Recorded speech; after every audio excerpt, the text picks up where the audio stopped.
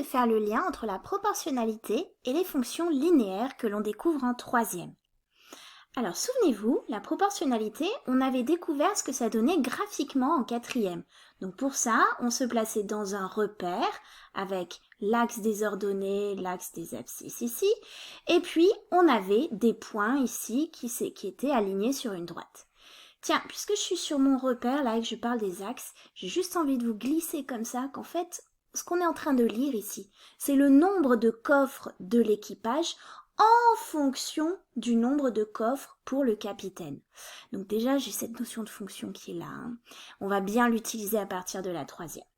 Donc, cet exemple, en fait, c'est une histoire de partage de coffres au trésor entre le capitaine et l'équipage. Et donc, le capitaine va, en fonction de ce qu'il décide pour lui, en attribuer un petit peu pour l'équipage. Qu'est-ce qu'on voit là? On voit des points alignés et surtout des points alignés avec l'origine du repère. Et ça, c'est une situation de proportionnalité. On l'a appris en quatrième. Alors, si on voit ça, c'est parce qu'en fait, au début, on avait un tableau de proportionnalité et puis la première ligne nous donnait les abscisses des points, la deuxième ligne les ordonnées et à chaque colonne, comme ça, on avait les coordonnées d'un point. Ensuite, on plaçait donc ces petits points, les points de chaque colonne, et puis on regardait si c'était aligné et si c'était aligné avec l'origine du repère. Mais alors voilà, partons du principe que c'est une situation de proportionnalité. Si c'est une situation de proportionnalité, ceci est un tableau de proportionnalité. Et donc, il y a un coefficient de proportionnalité, celui par lequel on multiplie n'importe quel nombre de la première ligne pour trouver la valeur de la deuxième ligne. Bon, ici, c'est multiplié par 0,5. Donc, c'est-à-dire que le capitaine, à chaque fois qu'il se prend 2 coffres, il en attribue seulement la moitié pour son équipage. Donc, un seul ici. Donc voilà, je suis dans proportionnalité, j'ai vu un graphique, j'ai vu un coefficient.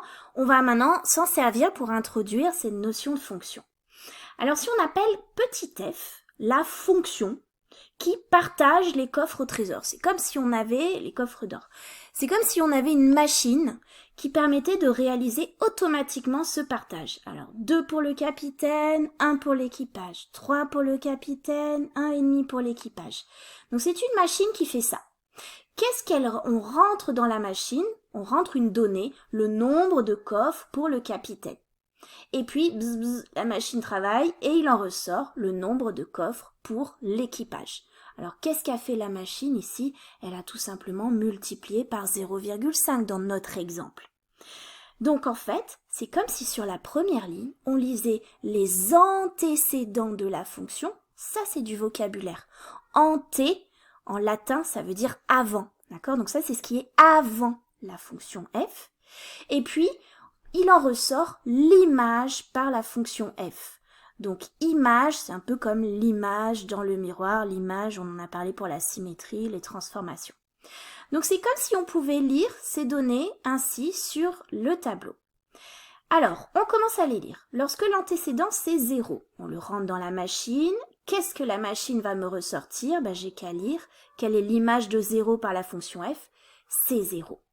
Mais ça, je pourrais le recalculer. Alors, regardez, on va lire f de 0, c'est-à-dire comment on rentre le 0 dans la fonction f, et puis la fonction f, c'est ma machine, elle est en train de dire, tu prends ce 0, tu le multiplies par 0,5, on calcule ça, ça donne 0. Et donc on dit, l'image de 0 par la fonction f est 0. Ça, il faut arriver à le manipuler.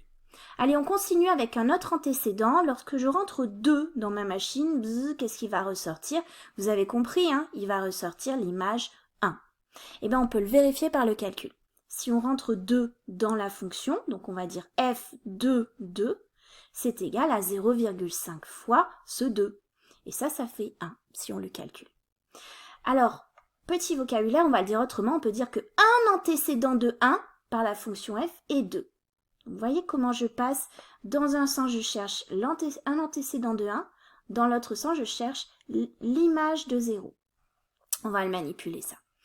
Ensuite, si je prends 3, je ne vais pas tous les faire, hein, vous avez compris, je rentre 3 dans ma fonction et on va me sortir l'image de 3 qui va être 1,5. On peut à nouveau le vérifier par le calcul. Alors, on ne les fait pas tous, mais finalement, à force de se répéter, on a eu l'idée d'appeler x n'importe quel antécédent pour dire qu'il y en a plusieurs et que dans tous les cas, je suis capable de dire quelle est l'image par cette fonction de x. Quelle est l'image de x par cette fonction? Ici, on l'a toujours multiplié par 0,5. Donc, je connais ma relation entre x et f de x. Et bien d'ailleurs, cette relation, donc c'est ma fonction, et on va parler, regardez, la fonction f qui à x associe f de x. Donc ça s'écrit la fonction f, 2 points, parce qu'on la présente, elle est derrière, 2 points, la voici. C'est celle qui à x associe, ça c'est la flèche avec une petite barre, f de x. Donc c'est l'image de x, mais à travers par la fonction f.